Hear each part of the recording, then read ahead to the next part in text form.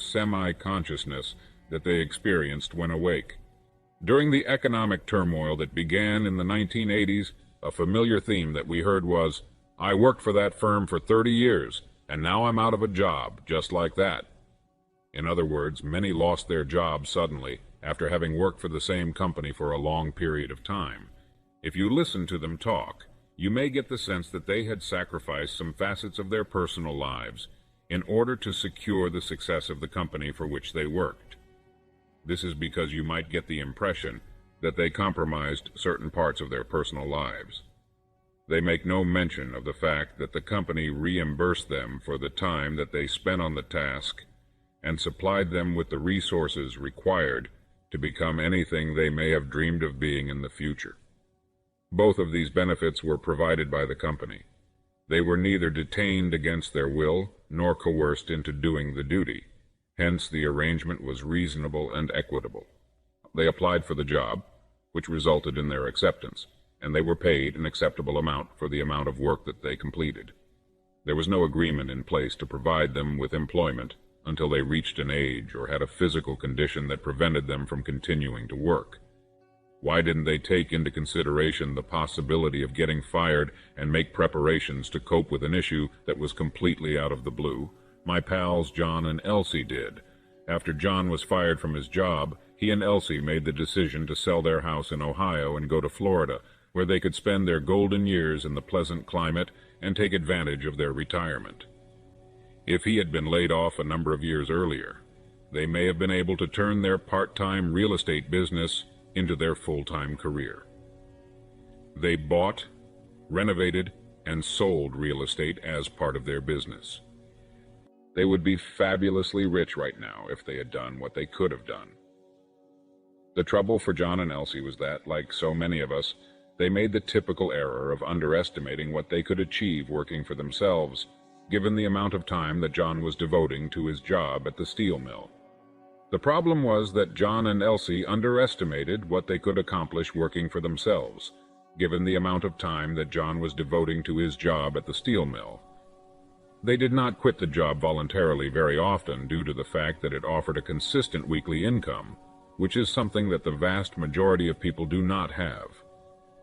The vast majority of individuals, on the other hand, come to see their places of employment and the labor unions they belong to as parental figures, growing to depend on them for their safety and their ability to continue living, because the company is so big, with such large smokestacks, and because it employs so many people, and because it produces so much steel or anything else, it appears as though it will be there forever, and all they need to do to keep their job is show up to work, do whatever is required to keep it, and then go home.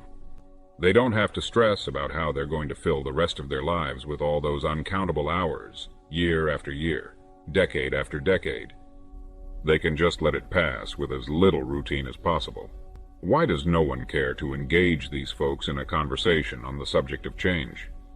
How is it that some people are able to isolate themselves from the knowledge that is pertinent to their situation? It would seem that they have totally wrapped themselves in ignorance, which is then wrapped in shibboleths and myths. I know.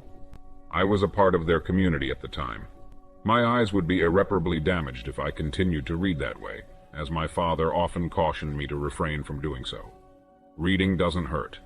It will be beneficial to the eyes in general, but the gray matter that is placed just behind them will benefit from it much more.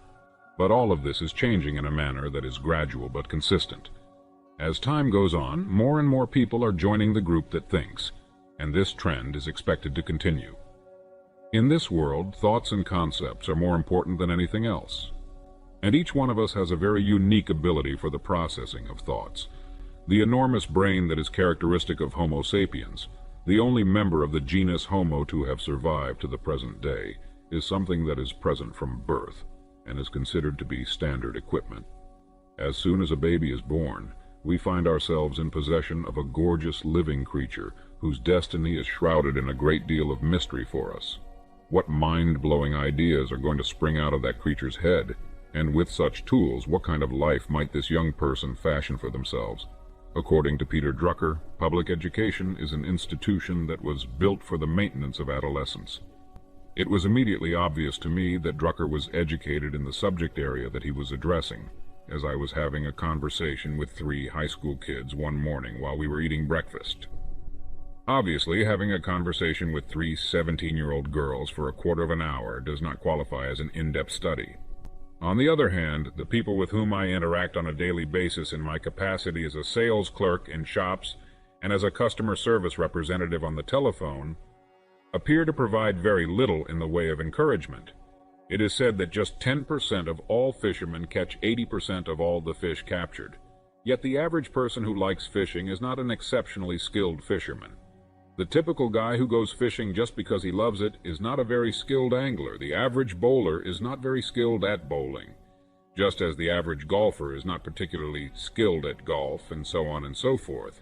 Someone once remarked that the majority of us only do as much as we need to in order to get by without receiving an excessive amount of responsibility for our actions. This is a statement that has been made in the past. The expression, "that's good enough," is one that is used rather often. Yet the normal understanding of this phrase is, it's actually not very good at all.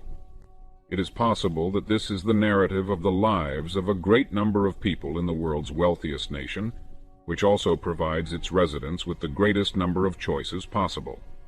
It is sad that thinking was never required coursework at any of the public schools that I have been a part of throughout my education.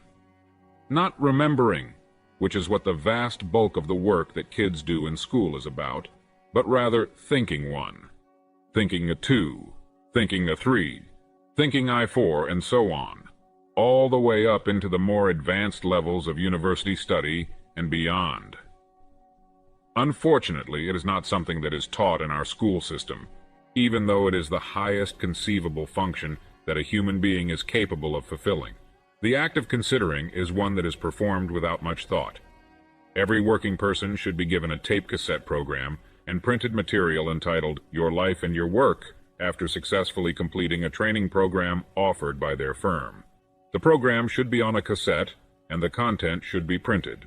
The bulk of the material that we are going over here would be included in it, as well as other subjects such as basic aptitude tests, recommended savings plans, and emergency planning that are intended to aid the person in discovering the main area in which they have natural ability. This would be the case since it would be included in it. It is expected that the person will find all of this interesting. It provides us with choices, options, and even more possibilities, which is precisely what we need in order to construct the sorts of plans that would maximize, at least to some degree, who we are and what we are capable of achieving. It opens all kinds of wonderful windows of opportunity for us, providing us with choices, options, and even more options. Options, alternatives, and a greater number of possibilities. The phrase, "you have lost your job," would be shown on the screen to introduce a part of the program with the same name. This section will answer the issue, what can you do that the community wants or needs, with the understanding that the community refers to the whole of the United States of America and the free world. My great friend Derm Barrett, who is a business consultant in Ontario, Canada, spent a total of 800 hours learning Spanish in such detail that he is now able to offer business seminars in a number of Latin American countries. Because of his extensive knowledge of the language, he is able to do this.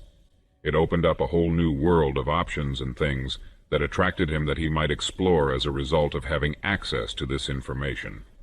The entire amount of time invested was 800 hours. That is almost similar to the amount of time that the majority of people who are employed devote to their jobs in only 20 weeks. Learning Spanish will familiarize you with a culture that is both quite varied and highly intriguing, and it will do so in a way that is either all-encompassing or introductory, depending on your preference. And if there is any part of the globe that is in need of modern business knowledge, it would have to be Latin America. Over the phone, I could sense Derm Barrett's excitement and enthusiasm as he recounted how he had accepted the challenge of learning Spanish, using his own ideas of time management and goal planning, and how amazing the experiences that ensued were and are. He described how he had taken on the task of learning Spanish, using his own ideas of time management and goal planning. He described how he had used his own ideas about how to schedule his time and achieve his objectives in order to meet the challenge of learning Spanish. His options had greatly broadened since then, and how much the natives admire us whenever we attempt to converse with them in their native tongue, which is not one of ours.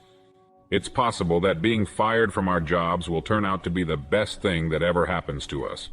It forces us to do something that we were not able to muster the strength, creativity, or drive to accomplish when we had secure work, and that is to go farther afield for opportunities that are greater and more attractive. This is a result of the fact that the job market has become more competitive. After the initial disbelief and a period of mourning, we often discover that we are now in a position of work that is far more to our liking, with many more opportunities for advancement than we were ever given by our old company. After we have recovered from the first shock and despair, we often discover that our new line of employment is much more to our liking. Surveys of men and women who have attained remarkable success have shown that the job they left behind was strongly associated with their later accomplishments. This was the case both before and after they achieved success. It made no difference whether they had voluntarily quit the job or been fired from it. Either way, they were no longer employed there. Before joining our firm, every member of our management team cut their teeth in a variety of other fields, first in their own professions. That joy suffuses their hearts completely. The fact that they are now working and earning a higher income provides evidence in support of my theory.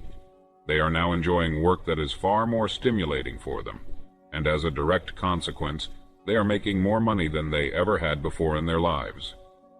In the realm of business, the concept that we should focus our mental energy not only on things that are functioning poorly or might require some kind of adjustment, but also on things that are operating at their optimal level, and generating the greatest amount of money is a good one, and it is supported by an enticing line of thought. This is because the idea that we should focus our mental energy on things that are operating at their optimal level and generating the greatest amount of money generates the greatest amount of money. If we apply what we know about business to our thinking, there is the greatest potential for profit. To put it another way, you should not wait until the very last second to think about something that is significant. Instead, while it is still operating at its optimal level, you should seek ways to improve and modernize it while it is still in operation. And this method of thinking is the one that is most beneficial to us in the long run. After you have already been let go from your present job, it is too soon to start thinking about potential new employment opportunities. Think about them when life is going well for you, when you are not experiencing any type of stress, and when you are not going through a period in which you are experiencing a decline in your sense of self-worth. Now, pull out your reliable yellow legal pad, and at the top of one of the pages write, "I need better, more interesting, and more gratifying employment."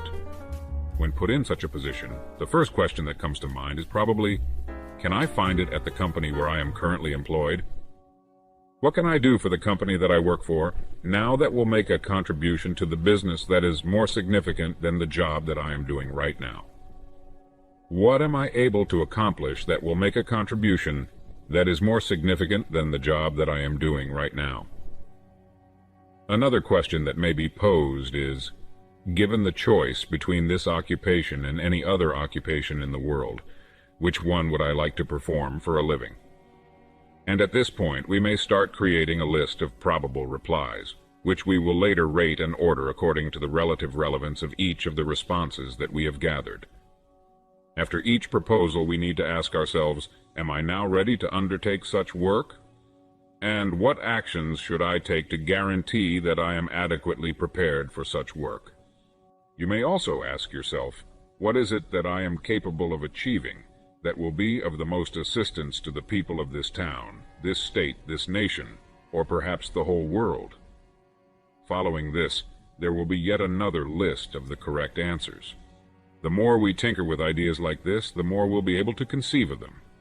Each fresh concept gives birth to further ones, just as a fish lays eggs, and this process continues indefinitely. In addition, each of the eggs lays the groundwork for the development of more ideas. Now we're getting somewhere. Now that we are making use of the equipment that we were supposed to utilize, we are also making use of the object that we hold in the highest regard. Remember to constantly jot everything down, and never think this way without a pen and paper, preferably a yellow pad. Always jot down anything you think. If it is at all possible for you to do so, continue writing page after page for as long as the ideas continue to come to you. When one looks into how they think, some individuals may discover that their thoughts come to them very slowly and painfully. This is something that may be discovered when one explores how they think. However, if you keep pushing yourself and reminding yourself that thinking is a painful process, you will find that the ideas flow to you more quickly and increase in quality. This may be accomplished by continuing to push yourself and by reminding yourself that thinking is a rigorous process. Do not give up the moment you have what can be considered your first intriguing idea. Continue your quest for new and improved ideas after writing them down, underlining them, drawing a star next to them or a circle around them, and so on. You'll find that fresh ideas continue to come to you even after you've done all of these things. I find that getting up early in the morning is the ideal time for me to get things done. So I recommend that you do the same. Work on this in your spare time for many days and weeks until you have at least Plan A worked out. If it doesn't work, go on to Plan B. Have a conversation about the problems at hand with either your wife or your husband in order to get their perspective on the situation. Because of the new chances that have been available to you, you will quickly realize that you are grinning widely and are as content as a young kid. If you are not accustomed to writing, which is sadly the situation for millions of other Americans, please start getting in the habit of writing as soon as possible using your legal pad. If you are not used to writing, which is unfortunately the case for lots of other Americans, you should not for 1 second kid yourself into believing that you will be able to recollect all of the concepts that float to the top of your head. Rather, you should scribble them down on some paper as soon as they come to you. If you want to improve your writing talents, there is a terrific way that is open to you, and it is as follows. Simply pick up any respectable book, read it, and then paraphrase what it says. While you are writing the text, be sure that you are copying all of the punctuation marks and paying attention to the beginning of each new paragraph as you go from page to page and word to word. When you read aloud while you're working on your writing, you will find that your speaking skills develop at the same time that your writing becomes easier to understand and more natural. Keep a dictionary accessible at all times, and make it a practice to look up the meaning of any terms you come across that you are unfamiliar with. You may soon reach a place where writing is simple, fun, and undemanding for you if you commit 30 minutes of your time every day to working on this skill. As time goes on, you'll notice that your writing has improved and gotten easier to read. Make sure that each and every word that you write can be read without any trouble at all. The unique writing style developed by W. Somerset Maugham was greatly influenced by this approach to writing. It was during the summer vacation of a child who was 10 years old that I suggested to the mother of that kid that she supervise her son's reading and writing for 1 hour a day over the summer. I wanted to make sure that her son was developing his literacy skills. I made the observation that when he went back to school in the fall, he would have a substantial edge over the other pupils in his class since he had been away for the summer. She gave me a look that indicated she was wondering how she would react if I suggested that her child learn Chinese. I took this to mean that she was thinking about how she would respond. It was obvious that she would not take my recommendations into account, and it was also obvious that her son's reading and writing skills would not improve as a result of her actions. The freedom to act on our own accord is one benefit that might come from ideas. Ideas have the power to liberate us from our chains. You will come to realize that there are other opportunities open to you, as well as additional places to which you may go. Good ideas consist of things that are magnificent, delectable, and entrancing in equal measure. They give an explanation for why some people are able to create considerably greater pay after retirement than they did while doing the vocations that they clung to with such tenacity while they were earning a living. In other words, they explain why some people are able to generate much higher wages after retirement throughout the course of this time span, which ranges from 35 to 40 years. Since a pension offers a saving base below which they know their income cannot fall, they realize that they now have the courage to pursue the aims and ideas that they lacked the guts to pursue while they were working. This is because they know that their income cannot go below the level that the pension provides. Because of this, they are able to have the assurance that their revenue will never drop below this level. That shouldn't be an issue at all. Regarding the time limit within which we should carry out our tasks, there is nothing that can be considered fixed in stone. For me, it doesn't matter what hour it is. On the other hand, it is very uncommon for people in this predicament to make statements such as, "I should have done this 30 years ago. My God, just try to picture the state of my life right now if I hadn't done that, and to think of all the fun moments we might have had together." The unpleasant truth is that as long as we are still alive, we will never arrive at a point where we are completely secure. It is never possible to achieve safety in the midst of one's existence. One can only do so at either the beginning or the end of their journey through this world. If we want to have a sense of safety throughout our whole lives, we are going to have to make peace with the idea of basing that safety on something that cannot be guaranteed. Instead of being the chimera, the fire-breathing, multi-legged, clawed beast that we believe insecurity to be, insecurity is just the normal situation that we are in. There is a possibility that independence is associated with uncertainty. It gives us the options we need in order to create a life that is fascinating and challenging for us, and it does this by providing us with a variety of options. Because it forces us to depend only on ourselves, fear motivates us to improve ourselves and become better versions of ourselves. Putting away the equivalent of either 6 months or a year's worth of pay in a savings account is not a bad idea in any way. This also gives us the ability to live our lives freely and independently. It gives us some time so that we may think about our alternative choices.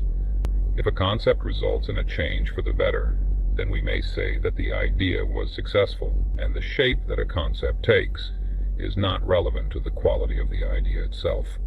A good notion demands modification. Also, a fantastic idea for making money doesn't necessarily need to come up with anything that is highly innovative to be successful. Everything that has already been successful because of amazing ideas has the potential to attain even higher heights of achievement, yet this potential is often overlooked. It is not impossible for a local small business that is currently producing a profit for its proprietor to grow to the point where it produces an even larger profit via the use of certain expansion strategies. Under no circumstances should you ever use the phrase, "I'd want to get to the point where I can start taking things easy. I'd want to reach the point where I can begin relaxing about things." You surely have the power to outsource tedious jobs to other people. Nonetheless, you should not cease thinking about the future and making plans for it. If you don't, you'll die. As soon as a person is unable to participate in any activities that they like, the beginning of their protracted and gradual decline might be said to have occurred. They begin to come apart, and things in general start going in the wrong direction. After you've left this world, you'll at last be free to unwind and take it easy. People who never find themselves bored or without anything to do have a significantly increased likelihood of living a long and healthy life. They are farmers, which implies that in addition to fresh crops to plant and harvest, new cows to milk, and 100 other things that need their attention at the same time, they also have new crops to sow. They may be teachers who begin the new school year with a whole new class, or writers who conclude a piece on one subject before moving on to another. Either way, they begin their work on a fresh topic, and they are the type of people who never find themselves at a loss for novel ideas. When they do in the end reach the conclusion of their lives, their image gradually disappears, as if it were being removed from a film that was being shown at the cinema, but suddenly ceased operating. Reading Ortega has shown us that humans are the only creatures on the whole planet that are born in a state of natural perplexity with our world. This was an interesting and eye-opening discovery for us. Reading provided us with the necessary information to acquire this knowledge. Every other recently hatched species seems to be adapting extremely well to the new habitat in which it finds itself. They never have to ask themselves, "What will I do?" since they are wholly controlled by their instincts and react in an instinctual fashion to whatever stimuli have an influence on them. This eliminates the need for them to ponder the question: why were we prevented from reaching this specified level of development? We are the only known species that can create our very own universe entirely within the context of the one that already exists and of which we are a part. Having the power to do so is quite remarkable. Because the ideas we have such a significant impact on our lives, it stands to reason that ideas are among the most important things in the world. Unhappily, for far too many of us, the lack of great ideas rather than the existence of such ideas is the primary factor that shapes our lives. A poet had penned the line, "Blessed is the man who has discovered his job in the past." Without a doubt, a clever suggestion, the man or woman who identifies an area of study that may be explored indefinitely has a tremendous amount of untapped potential for their own life's trajectory. Permit me to emphasize yet another fantastic idea for you. Such work is accessible to each and every one of us. If we have not found it yet, the most effective course of action that we can take is to keep seeking it until we find it. There is nothing more that can be done on our end. Another wonderful idea is that the honors and accolades bestowed upon us throughout the course of our lives will be precisely proportionate to the amount of service we have rendered. We have come together to assist one another in whatever way we can over the rest of our lives.